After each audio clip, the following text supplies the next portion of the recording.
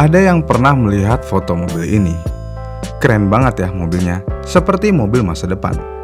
Namun walaupun terlihat seperti mobil masa depan, desain mobil ini seperti masih memiliki aura mobil keemasan Mazda era 90-an, yaitu Mazda RX-7 FD. Dan iya, ini adalah Mazda Iconic SP yang Mazda katakan sebagai penerus sejati mobil bertenaga rotari layaknya RX-7. Tapi pertanyaannya, apakah iya?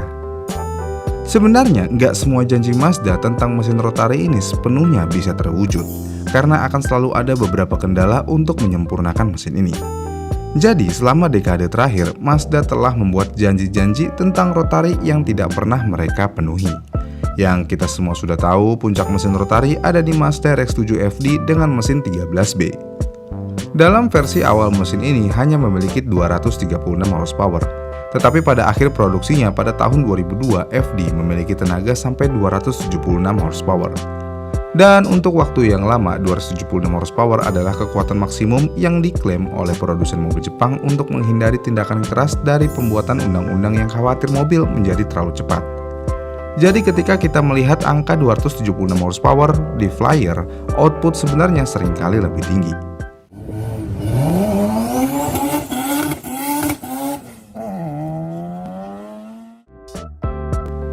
Kemudian ketika Mazda meluncurkan RX-8 pada tahun 2002 dengan mesin Ranience baru dari Mazda, pembatasan pemerintah tidak lagi menjadi masalah. Dengan demikian, beberapa mobil production awal yang hanya memiliki tenaga di 192 horsepower langsung menjadi 235 horsepower. Kemudian pada tahun 2009, Mazda memproduksi versi bahan bakar ganda dari Renesis yang dipasang hanya pada 30 RX-8 dan disewakan untuk proyek bahan bakar alternatif di Norwegia. Namun hal ini lebih merupakan eksperimen daripada mesin siap produksi. Tetapi dengan hal ini, Mazda dapat menunjukkan seberapa rendah performa mesin rotari Mazda ketika menggunakan bahan bakar hidrogen, yang mana mesin rotarinya hanya menghasilkan 107 horsepower. Sampai titik ini, mesin rotari dari Mazda benar-benar mengalami penurunan. Dan puncaknya ketika RX-8 dihentikan produksi dan penjualannya pada tahun 2012. Dengan diskontinunya Mazda RX-8 pada tahun 2012, Mazda mengklaim akan menyediakan mobil penerus RX-7 dan akan diluncurkan untuk peringatan 50 tahun rotari Mazda pada tahun 2017. Hal itu tampak masuk akal karena Mazda telah mengembangkan mesin rotari baru yang disebut 16 kali lebih reliable yang kononnya memiliki 300 horsepower lebih banyak dengan turbo. Namun penerus RX-7 sayangnya tidak benar-benar muncul sampai saat itu. Walaupun demikian, harapan akan mesin ini muncul kembali akhirnya pada tahun 2016 ketika Mazda mengungkapkan paten mesin rotari baru. Dalam patennya, Mazda mengungkap kalau mesinnya akan berbeda dengan Renesis RX-8 dan desain baru ini akan memiliki turbo dan 3 rotor. Ini adalah hal yang sangat istimewa karena dalam sejarahnya RX-7 selalu menggunakan twin rotor dan triple rotor hanya ada di Cosmo yang hanya dijual di Jepang dan mobil balap Mazda. Bahkan rumor menyebutkan bahwa mesin baru ini akan digunakan dalam mobil sport berbasis konsep RX Vision yang diperkenalkan di Tokyo Motor Show beberapa bulan sebelumnya. Dan rumor ini bertahan selama 5 tahun hingga tahun 2020 dengan sumber daya yang mengklaim akan ada sesuatu yang disebut RX-9 dengan mesin rotari baru. Namun lagi-lagi tidak ada mobil yang muncul dengan mesin rotari. Tapi akhirnya pada tahun 2021 setelah 1 dekade rumor dan harapan palsu, Mazda mengkonfirmasi bahwa rotari kembali. Namun mesin rotari yang dikeluarkan Mazda ini tidak sesuai dengan keinginan semua orang dan benar-benar tidak terduga, yang mana Mazda memperkenalkan Mazda MX-30. Ini adalah sebuah crossover SUV listrik, dan mobil ini hanya tersedia dengan penggerak roda depan yang tentu aja membuatnya menjadi SUV yang cukup buruk, dan hanya memiliki jarak tempuh 160 km aja, yang sekali lagi hal ini membuatnya menjadi EV yang cukup buruk. Dengan banyaknya komentar negatif di mobil ini, akhirnya Mazda memperbaiki salah satu masalah itu dengan mesin rotari. Tapi sayangnya, Mazda tidak memperbaiki masalah penggerak roda depan dengan rotari turbo 300 horsepower yang menggerakkan roda belakang. Malah Mazda menyelesaikan masalah jarak tempuh EV dengan menambahkan mesin single rotor 0,8 liter sebagai penambah jarak tempuh, yang pada dasarnya generator bahan bakar bensin dengan rotari kecil untuk mengisi ulang baterai kecil MX-30, yang pada akhirnya Mazda menyebutnya MX-30 REV. Dan untuk membuat ruang bagi mesin rotari yang kecil di mobil tersebut, Mazda akhirnya mengecilkan baterai yang digunakan mobil ini. Dan hal ini sayangnya akan memberikan jarak tempuh listrik murni hanya 85 km. Namun dengan tangki bahan bakar, penambahan jarak tempuh dengan mesin rotari dapat memberikan jarak tempuh sekitar 680 km, yang sebenarnya hal tersebut sebenarnya cukup baik. Tapi dari semua hal tersebut, rotary engine sebenarnya sudah diasosiasikan dengan mobil performa yang dapat berputar tinggi. Jadi rotary dalam hybrid tampaknya aneh. Mungkin motor listrik sangat baik dalam mengonversi energi yang disimpan menjadi daya. Lihat aja waktu 0 sampai ke 100 mobil listrik. Sangat mengesankan karena mobil listrik memiliki torsi instan. Namun EV kurang bagus dalam menyimpan energi itu. Dan itulah mengapa MX-30 memiliki jarak tempuh yang buruk. Yang mana baterainya hanya sebesar 32 kWh, yang berarti ini setara dengan 3,78 liter bahan bakar. Ya, setara 3,78 liter bahan bakar, karena 3,78 liter bahan bakar setara dengan 33,7 kWh energi. Dengan alasan tersebut, itulah mengapa banyak plug-in hybrid, khususnya hybrid seri, membuat mobil hybrid dengan mesin piston standar. Pertanyaannya, kenapa Mazda menggunakan rotary? Sebenarnya ini bukan hanya tentang Mazda, karena rotary bisa menjadi pilihan yang lebih baik untuk EV hybrid. Kenapa bisa?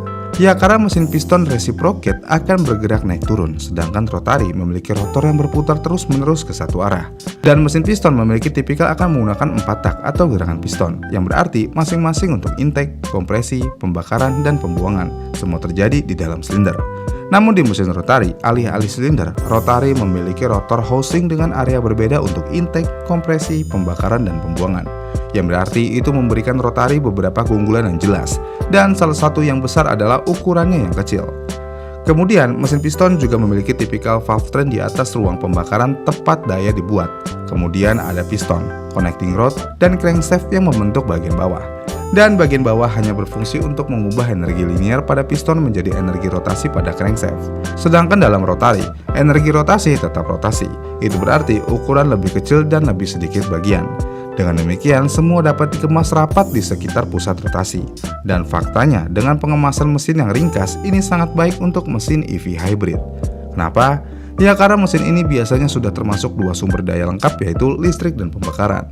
Dan karena rotary lebih kecil daripada mesin piston yang setara, rotary akan lebih cocok untuk mesin EV hybrid dan rotor tidak akan pernah mengubah arah. Dan yang pasti mesin rotary juga bisa berputar lebih cepat daripada mesin piston. Sedangkan dalam hybrid seri, mesin pembakaran hanya terhubung ke generator listrik yang bekerja seperti alternator dalam mobil normal untuk mengisi ulang baterai. Jadi semakin cepat mesin pembakaran dapat memutar generator itu, semakin cepat mesin tersebut dapat mengisi ulang baterai. Dengan demikian, jika mesin memiliki putaran tinggi seperti yang dapat didapatkan dengan rotary engine, ini membuat pengisian baterai menjadi lebih baik. Dan mesin rotary juga dapat menghasilkan lebih banyak daya daripada mesin piston yang setara ukurannya. Pertanyaannya, jika rotary engine begitu hebat, mengapa mesin ini tidak ada di mana-mana dan di setiap mobil EV hybrid? Sebenarnya nggak sesimpel itu, karena mesin rotary dari dulu sampai sekarang masih memiliki masalah yang tetap sama, yaitu lemah. Untuk di versi terbaru ini, kelemahan khusus mesin ini adalah panas dan aus. Dalam mesin piston, langkah pembakaran memanaskan silinder, tetapi langkah intake menarik udara segar dan bahan bakar akan mendinginkan silinder kembali. Sedangkan dalam rotary, satu bagian dari housing hanya akan mengalami pembakaran berulang kali tanpa efek pendinginan dari intake. Dan hal itu akan menciptakan ekspansi thermal yang tidak merata di seluruh housing. Dan jika hal itu berlangsung cukup lama, dapat merusak seal dan melengkungkan logam. Dan juga di mesin rotary akan selalu menggunakan seal apex. Seal ini adalah masalah utama di mesin rotary. Seal ini berada di ujung rotor segitiga yang bertugas untuk menjaga kompresi yang diperlukan agar mesin berfungsi. Tetapi gesekan konstan antara seal apex dan housing tentu aja akan membuat seal apex tidak akan tahan lama. Dan untuk mengganti seal apex, mesin rotarinya harus diturunin secara keseluruhan alias turun mesin. Namun jika mesin rotary hanya digunakan untuk mengisi ulang baterai EV, bukan untuk mengirim daya ke roda, berarti mesin tersebut tidak perlu beroperasi sepanjang waktu.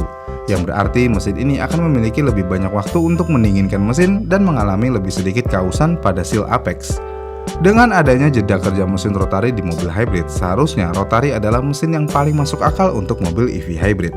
Namun walaupun demikian, rotary engine yang ada di MX-30 bukanlah mesin rotary yang dijanjikan Mazda sebagai penerus RX-7.